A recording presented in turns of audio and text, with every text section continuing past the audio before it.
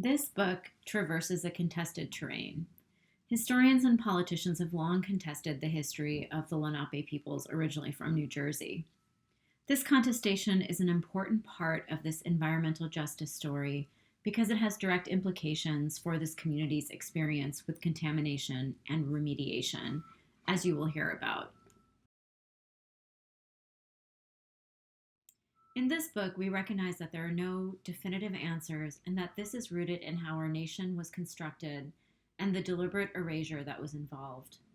We recognize that histories and policies were crafted for the colonial purpose of dispersing indigenous power.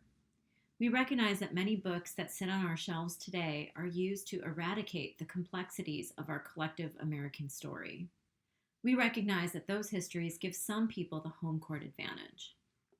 This book moves us off of that court and into a complex territory that weaves together different strands and different stories.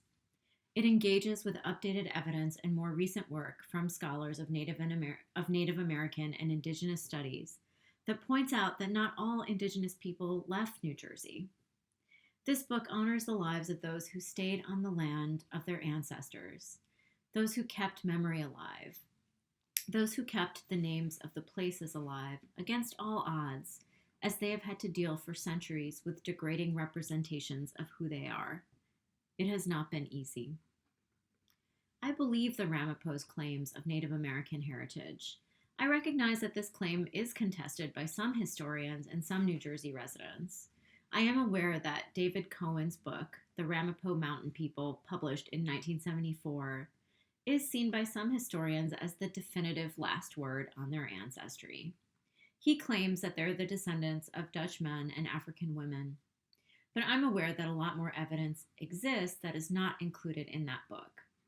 I know that Herbert C. Kraft, a respected authority on the Lenape and professor emeritus of anthropology and the director of the Museum of Archaeology at Seton Hall, published another book 12 years after Cohen's titled The Lenape, Archaeology, History, and Ethnography. I know that he has a very different understanding of history and that he wrote letters supporting the Ramapo's bids for official recognition. But for some reason, his carefully researched book has not managed to nudge some historians' opinions. I believe that New Jersey would not have officially recognized the Ramapo Lenape as a state tribe unless the state had performed the proper genealogical research. This would not have happened without strong supporting evidence. I believe that every single Lenape individual did not leave New Jersey. I believe that some stayed behind, that some couldn't bear to leave their homes, and I ask you to reflect on when and why you didn't choose to leave your home, and the cost that you may have been willing to pay to stay in the place that you loved most in the world, the place where your obligations were grounded. I believe the numerous genealogists who have gone on record to support the Ramapo's claims. I believe former Secretary of the Interior Bruce Babbitt and his letter to the U.S. Senate in 1995 stating that the Ramapo's claims are valid and that their case for federal recognition had been compromised when records were leaked to the Atlantic City Gaming Commission before they went to the BIA. I believe State Assemblyman William Carey Edwards' state document from 1995 supporting the Ramapo's claims and outlining the legislature's step-by-step dismissal of Cohen's book.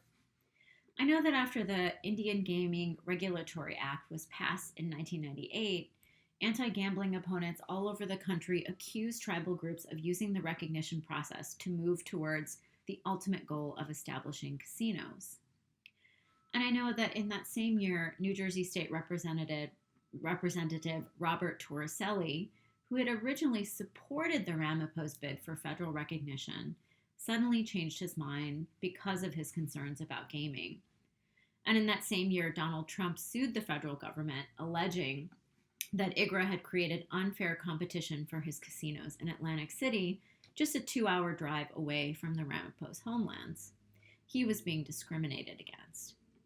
And when that suit failed, Trump went on to publicly question the Ramapo's racial identity, stating, "They don't look like Indians to me, and they don't look like Indians to Indians, and a lot of people are laughing at it, and you're telling how tough it is, how rough it is to get approved. Well, you go up to Connecticut, and you look. Now, they don't look like Indians to me, sir." putting those words out on the airways to seed doubt wherever it was convenient.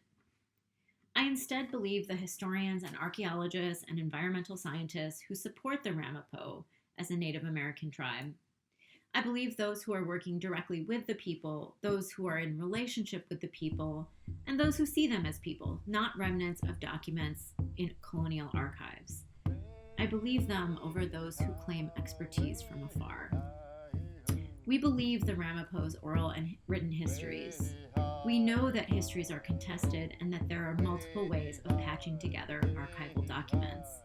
Many decades ago, Cohen did some serious scholarly work and brought pieces of evidence into play. Many of his primary sources are from the colonial archives and from sources like the Eugenics Records Office. There is other evidence out there that did not make its way into his book, which was written almost 50 years ago. And so much has changed in terms of working with rather than on Native American communities. We also know that so little has changed, and therefore many will continue to believe his account. That's okay. We just want room for contestation.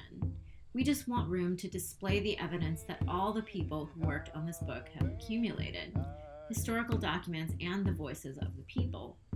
In this book, we make room for those voices to be heard on their own terms.